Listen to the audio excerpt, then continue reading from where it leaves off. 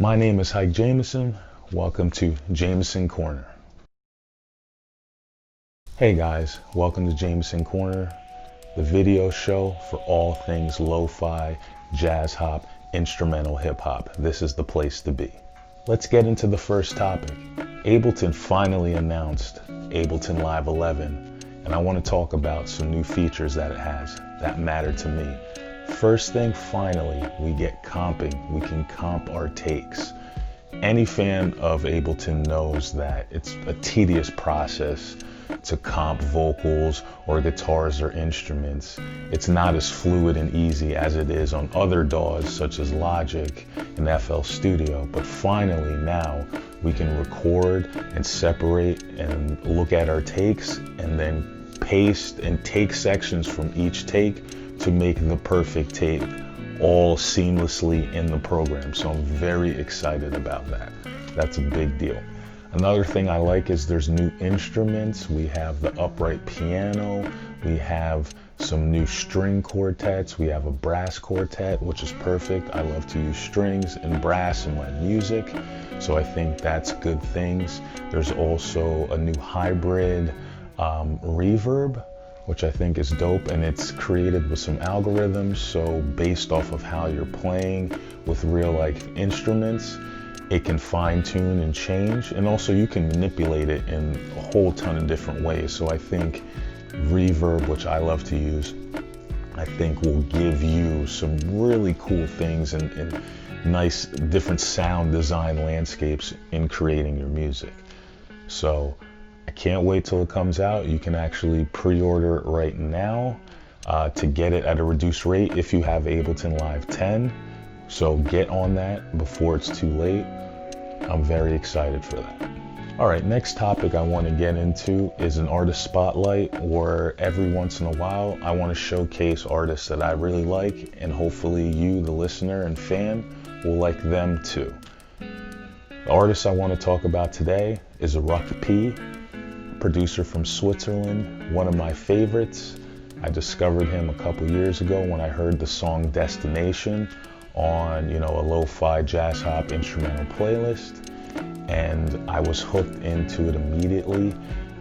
His choice in his production style, he uses a lot of groove, a lot of jazz, a lot of vocal chops and sampling in his music, and coupled with his guitar lines. He likes to use kind of jazzy licks, which I'm a fan of. It's in the vein of like a Tom Misch, which I'm a super fan of, and I was hooked. So I immediately just went deep into his catalog and listened to a whole ton of his music. But those are things that I like about him, is check out the vocal chops in his songs. It's very reminiscent of Jay Dilla. And if you go to his Instagram, you'll see he covers a couple Jay Dilla songs. He recreates them. He plays guitar, bass, produces, does it all. And he's a DJ on the side. Check out also just the grooves. Every song you listen to from him, man, you're just going to be nodding your head. You're just going to be chilling and moving along to it because it's just so groovy and so chill. And also listen to the chords that he plays. They're just very nice. They're sweet. They're not too complex, and they fit right in the pocket of every song. Whether he's picking arpeggios, whether he's strumming guitar chords, if he's finger picking, anything he does, I just love. It just sounds wonderful. So please check him out. I'm going to give you some of my favorite songs. Definitely check out Destination. Vibin' Out is a great song. A song called Rise Up is definitely one of my favorites. And he had a newer song within the last couple months called Soul Food.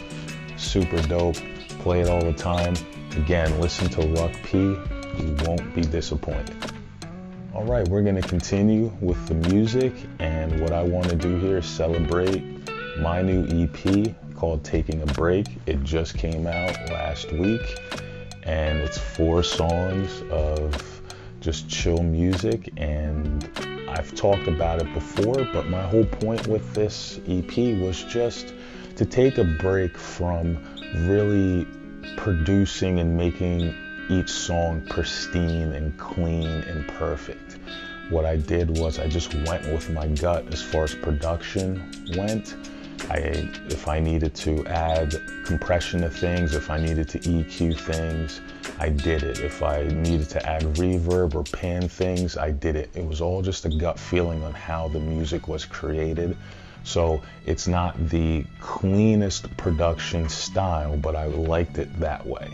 And my guitar tones are a little bit more noisy, so it just feels like it's a more organic experience when you listen to it.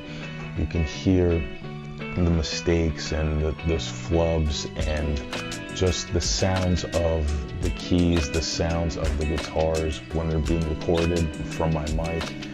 All just wanted it to feel a little more human.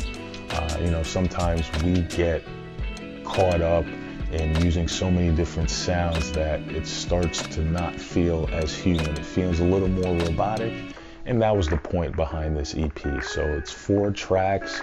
Please check it out. Hopefully you like it. If you do, tell a friend to tell a friend and share the love, and I appreciate it.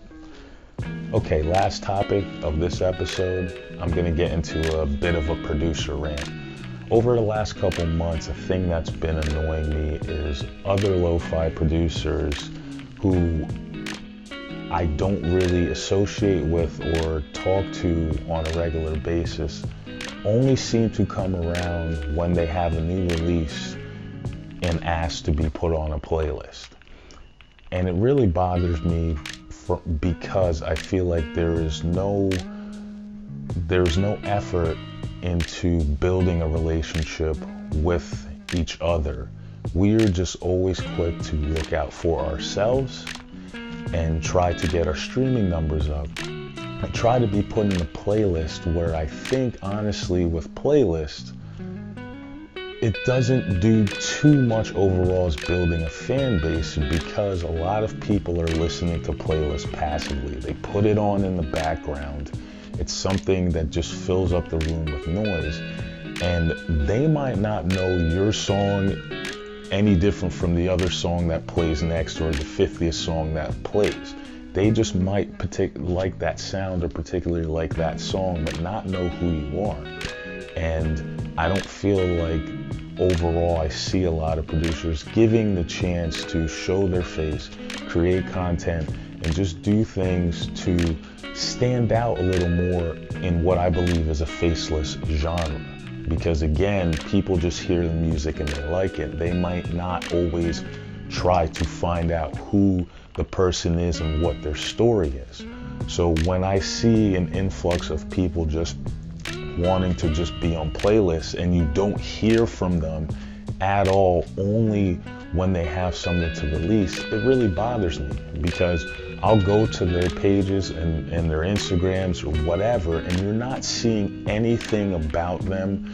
You're not seeing their face. You're only seeing when they have something. Check out my song, go to this, go to that. Not saying that that's wrong. I do the same, but I also try to explain my story.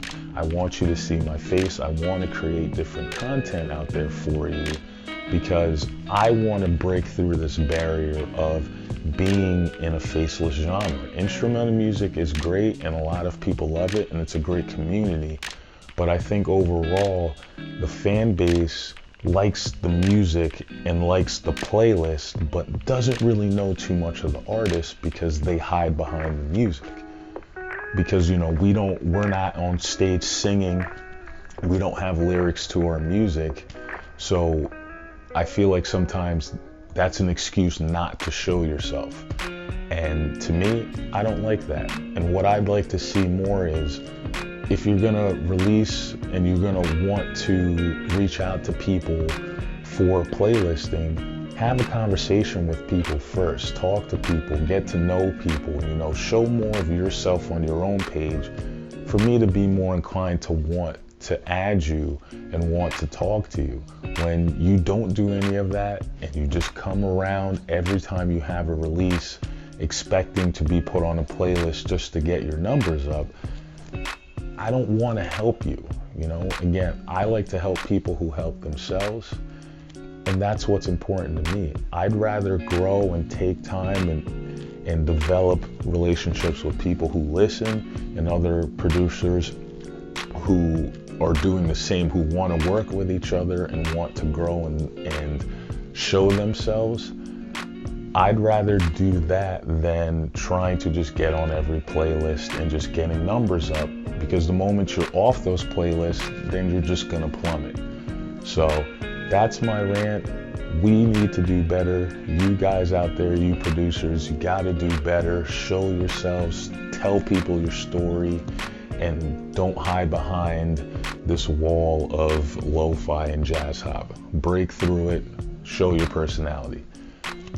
All right, guys, that's the end of this episode of Jamison Corner. I appreciate it. If you like the show, please leave a comment, smash that like button, and please subscribe. Releasing this show every single week. Remember, this is the place to be for all things lo-fi, jazz hop, instrumental music. I'll see you guys next week. Peace.